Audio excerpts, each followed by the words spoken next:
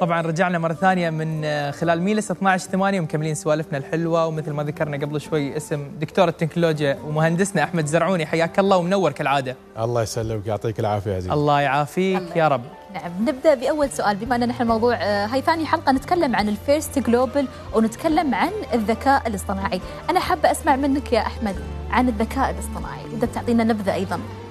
والله عشان بس من البداية نقول يمكن كلامي ما يعيب وايد ناس، بس this is my opinion يعني حلو هذه الشفافية.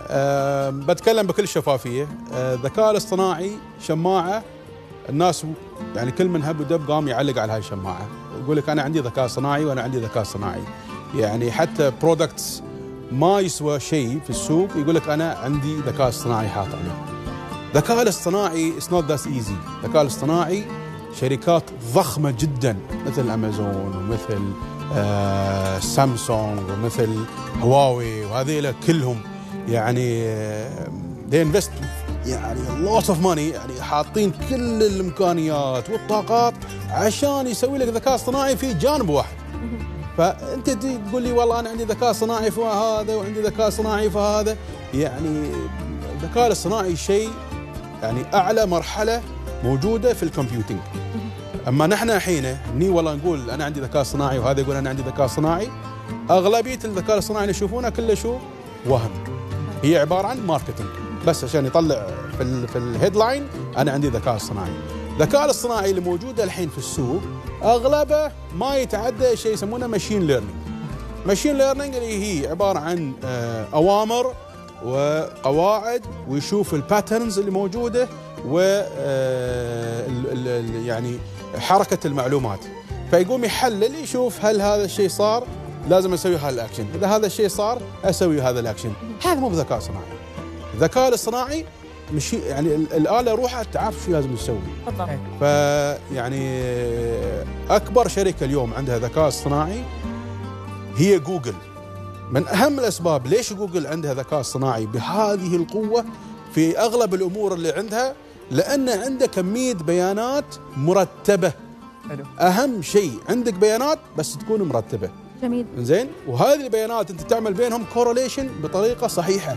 اليوم الحلقة شوي تقنية زيادة، بس لأن هذا التوبيك وايد مهم، وصراحة نحن كتقنيين تعبنا من كثر ما الناس تقول ذكاء صناعي ذكاء صناعي، في الواقع ما في شيء.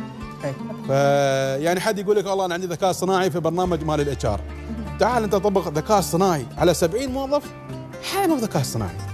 فهذا بشكل عام، وهذا حاولت أختصر قد ما أقدر الذكاء الاصطناعي. طبعا نحن هني في الإمارات عندنا محاولات في الذكاء الاصطناعي، وعندنا وزير في الذكاء الاصطناعي، وعندنا جامعة محمد بن زايد في الذكاء الاصطناعي. نعم. لو نشوف الوصف والتخصصات اللي موجودة في الجامعة يبين أن هذه الجامعة عارفة بالضبط وكلامها بالضبط مثل كلامي. عندهم ماشين ليرنينج، ما قالوا عندنا AI، عندنا ماشين ليرنينج. شوف هاي الدقة. وعندهم نيرو لانجوج، وهذا بعد من ضمن الأشياء. يعني التخصصات اللي فيها تخصصات صح، وهي أول جامعة على مستوى العالم. نعم. والتخصصات اللي فيها هذه هي المستقبل أكيد. يعني أنا أشجع الشباب يشتركون في هاي الجامعة ويعني يشدون حيلهم فيها. أكيد. إنزين، وطبعا أحمد عشان بس ما حد يزعل علينا، في النهاية هي اختلاف آراء يمكن أنت أجريتها من خلال الأبحاث، واكيد في ناس غير اي واحد تقني بيكون هذا كلامه. نعم. يمكن انتم التقنيين لكم وجهتكم، في ناس المتخصصه في مجال الماركتينج شيء ثاني. الماركتينج اختلاف العلماء. الماركتينج غير، لا في جماعه من التقنيين، لكن جميل. ماركتينج الجماعه مال التسويق وغيره يحبون طيب احمد، لان نحن حلقتين استضفنا طلاب وطالبات من المدارس هم عندهم ابتكارات. لو نتكلم في مجال الروبوتات، اليوم نحن وين وصلنا في هذا المجال اللي هو مجال الروبوتات؟ هذا المجال وايد مهم، وهذا المجال اللي هو يعني أنا أقدر أقول عنه المستقبل الحاضر. نحن بدينا فيه وفي خطوات جميلة جدا. قبل ما نكمل في هذا الشيء، في فيديو بسيط مسواي في دقيقتين حطينا بعض الروبوتات اللي راح تفيد البشرية إن شاء الله، وأتمنى إذا في مجال يتم عرض الفيديوين هذا، وبعدين بيكون في عندي تعقيب على الفيديو. عيالة نروح نشوف الفيديو مع بعض كلنا. أكيد. نرجع نكمل حوارنا.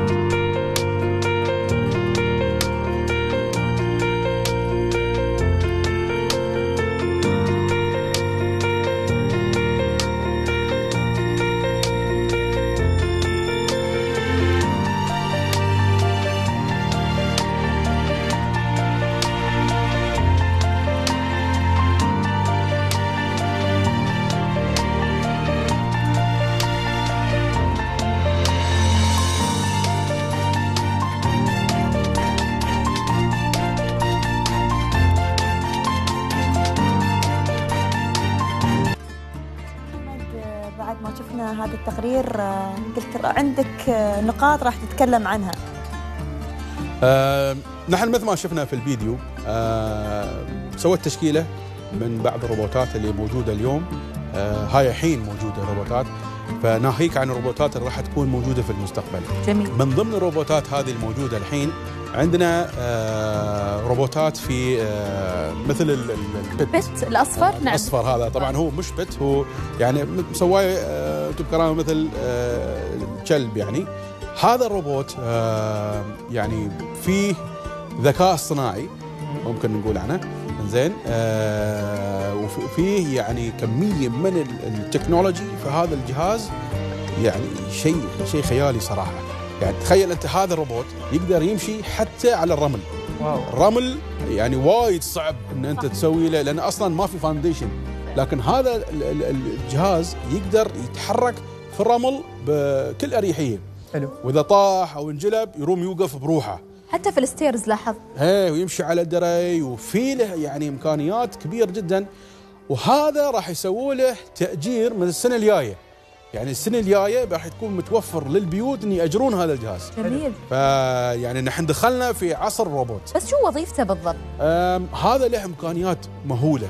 يعني من ضمن الاشياء اولا نقل الاغراض مثلا، او يكون مع الناس اللي ما تقدر تشوف. حلو. يكون مثلا في البيت في الحراسة. حلو.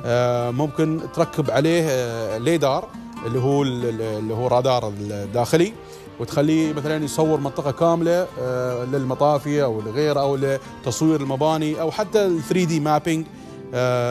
وفي يعني ممكن تحط عليه أي شيء، حتى ممكن تحط عليه ماين ديتكشن مال اللي هو الألغام، وممكن تحط عليه جهاز كشف الغازات السامة.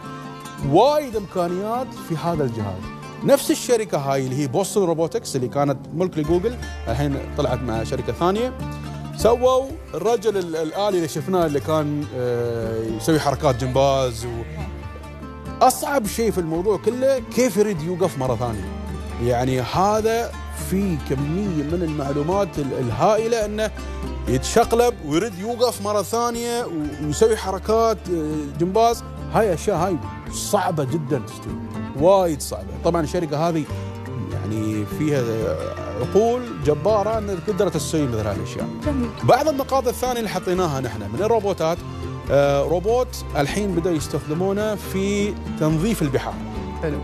روبوت هذا يتم برمجته أن يسوي مابينج للخرائط البحرية الأرضية. طبعا الشباب بعد يستخدمونه حق صيد السمك.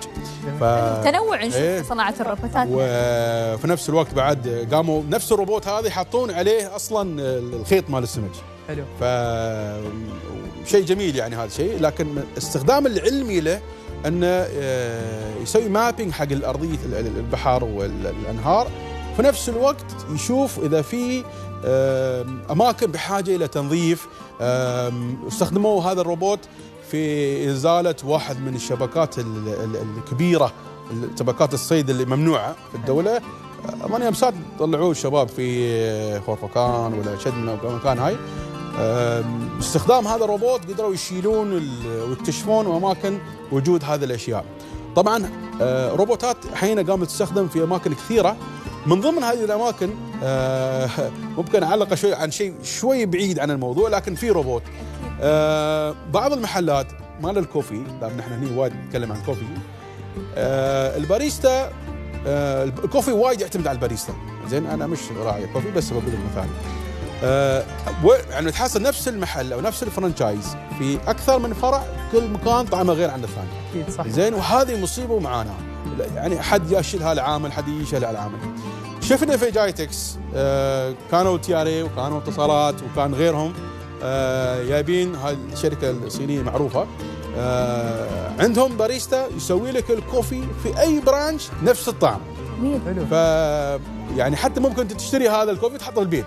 بس طبعا اذا يخسرون فيو كان افورد. نعم اصحاب المشاريع. زين ويسوي لك اياه بالضبط. وانا يعني حد من الشباب خبرني انه تعاقدوا مع الشركه هاي بيجيبونها الامارات. حلو. زين فشو اللي بيصير في هالحاله هذه يعني.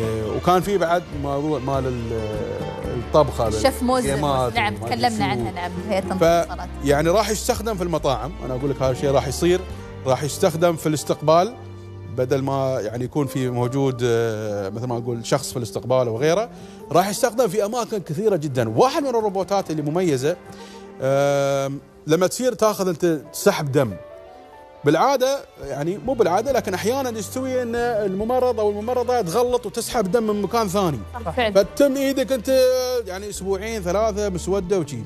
الروبوت هذا اللي سووه، الروبوت روح يشوف وين مكان العروج، يقوم يسحب الدم بكل سهوله. هذا الاستخدام الطبي. طبعا استخدامات كثيره جدا، ويعني هذا يعني عالم كامل في الروبوتات تقريبا متداخل في كل مكان. طيب احمد، على السريع بس لو نتكلم عن منافع ومخاطر الروبوتات بس بشكل سريع. اهم نقطه في الروبوتات انها الاشياء الدارجه الروتينيه ممكن انها هي تغطيها يعني. اما المخاطر اللي ممكن يكون يعني في الروبوت ان يتم اختراقها، ان يتم استخدامها يعني امور خاطئه، ان يتم برمجتها لمضره الانسان. فهذه الامور لانه الروبوت ما في احساس، فما بيعرف يتعامل مع الانسان في حالات اللي يحتاج فيها انسانيه. كل الشكر لك ضيفنا المميز أحمد الزرعوني. أنا واثق أن كل الشباب اللي يتابعون برنامج 12/8 استفادوا من فقرة التكنولوجيا ومن كل فقرات برنامجنا 12/8. وكل الشكر ما ننسى أن نشكرهم أكيد سبيكترون ميدل إيست على الشاشة الجميلة اللي من خلالها نتعرف على يعني بعض من مواقع التواصل الاجتماعي أو حسابات على مواقع التواصل الاجتماعي ونستفيد من هاي الحسابات. وما ننسى أن نشكر شوجر آرت سويتس على الضيافة الجميلة. زينب عندها تنويه بسيط تذكرنا فيه في كل حلقة، تفضلي يا زينب. بالفعل التنويه يا شباب، إذا فاتتكم أي حلقة من برامج 12/8 تقدرون تشوفون من خلال تطبيق أوان، وأيضا لا تنسون أنكم تستخدمون هاشتاج 12/8 ونشوفكم على خير بإذن الله. دعك الله.